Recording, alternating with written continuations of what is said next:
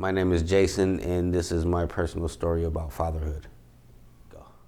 I was in a situation 3 years ago at the ending of a relationship with my ex-wife, who I had been with for 12 years. Um, she didn't come home one night, and I wound up putting a missing person report on her after her being gone for 4 days, and the boys were asking me, "Dad, where's mom?" And for striking a peace officer. And I took her to court. The outcome of that was 1 week I had the boys, 1 week she had the boys, as well as a lot of those times during her time with the boys, I ended up with them. I wound up getting full custody of them this past November, where the CPS actually closed the case. We did spend 10 and a half months in a homeless shelter here in the city, and I was actually lucky enough to get a place at the Bayview Gardens here in San Francisco.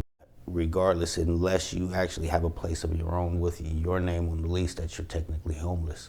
I tried staying at my mom's again back in 2012, but those buildings in the housing projects actually were triggering my son's asthma, and he wound up being hospitalized the week of Thanksgiving in 2012. We were on a waiting list because to get into some of these family shelters here in the city, you actually are placed on a waiting list.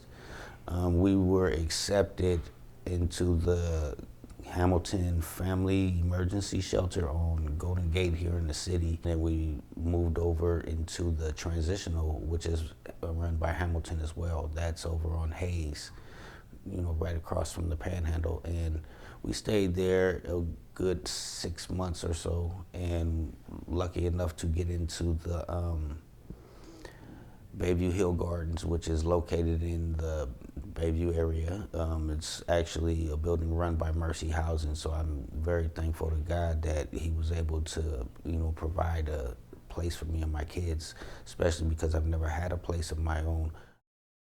My youngest son, his name is Rayshawn. He's actually 7. He is going into the 3rd grade. He is nonverbal, but he uses some sign language. He can mimic words and try, but he just doesn't have a regular pattern with vocabulary. My 9-year-old, he's actually in the 3rd grade.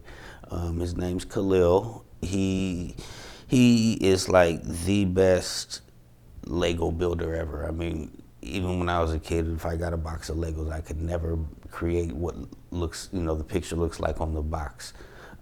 He's a very great reader, loves video games. My 5th grader, which is Kyrie, and he's actually 11, he is in one of the best schools here in the city. It's called Bayview KIPP. It's right across the street from where we live. It's actually a charter school designed for 5th to 8th graders and to, prepare them for college or whatever. Then I have a high school student. His name is Keith. He's 15. He means well, but, a lot of the running around his mom did back in 2012, Keith was with her. So it took me actually a year to get him back. Didn't get him back until Halloween by court order. I actually have a conference meeting because he's an ongoing truancy. He blames it on his mom not being around or whatever.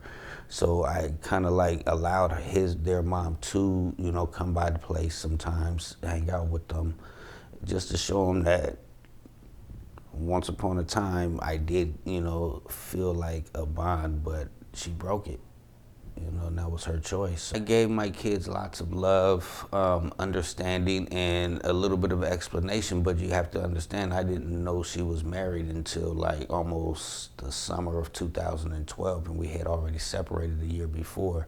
So a lot of these things were brand new to the kids. So it was more or less they had their own anger issues with their mom, and there was times where they would call me and say, "Dad, can you come get us? We haven't seen mom in 2 or 3 days." Come to find out, mom was using drugs, did marry someone else. She's been married now for about 2 or 3 years, She's actually unhappy at this point with the different choices she made, but I told her that we could never like have anything going, or because she broke that trust. But the kids, I've always explained to them, they, regardless if me and their mom are together or not, that's still their mom. They aren't as close as they used to be, but they do, and they actually look up to their mom sort of still.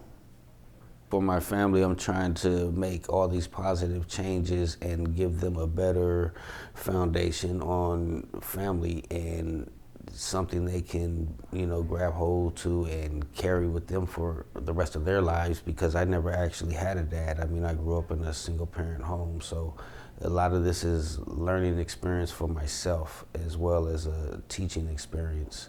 So I just hope that, to give them a much better life than the past 2 or 3 years has been for them.